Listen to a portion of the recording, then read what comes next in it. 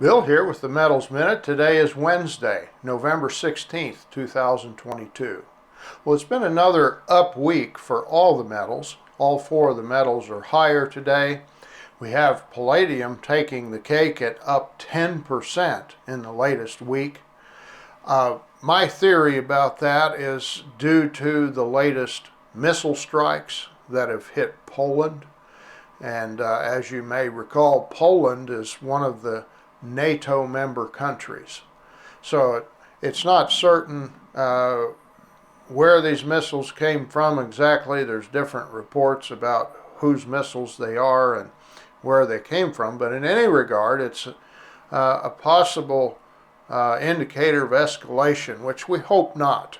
As a Gulf War veteran, you don't wish war on anyone, the devastation it can have in societies and how it affects people's lives.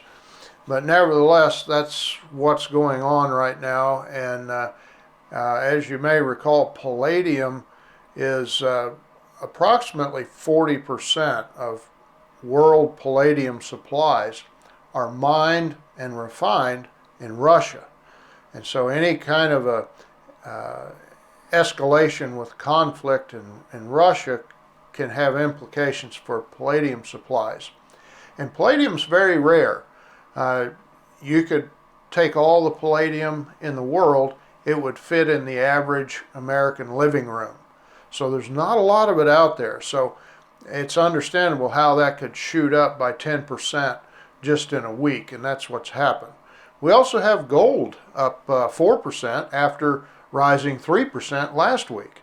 So it's at a 3-month high and its best weekly performance since March. Now there's some contradictory signals going on. We have unprecedented physical buying by central banks. Central banks around the world have purchased 28% more gold this year than they did last year at this time. That's according to the World Gold Council. They keep track of all that type of information, and it's been a huge demand, in fact record demand for physical gold by central banks this year. At the same time, we have paper selling going on in the ETF market. Now, some have been looking at the ETFs more to have a future indicator of gold prices, even more so than perhaps the gold that's coming on and going off in the COMEX or the LBMA.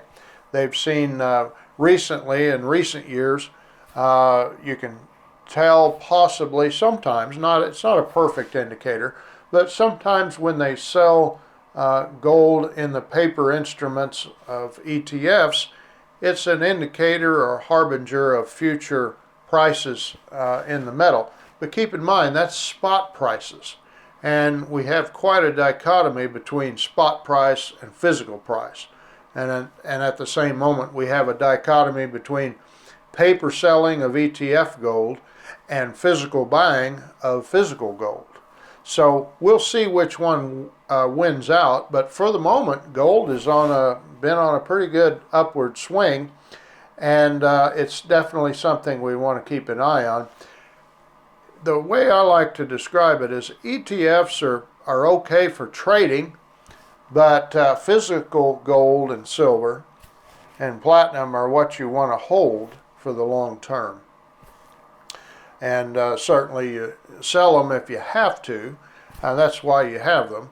But ETFs are more of a trading vehicle, and they try to catch short-term variations in price, and that's probably why we're seeing a lot of selling, because gold's at a 3-month high, and they're not necessarily looking to make the long-term gains that typical physical gold investors like to make.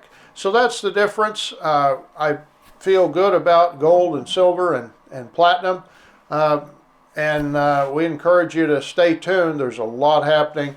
We pray that there's not an escalation in the conflict as people think.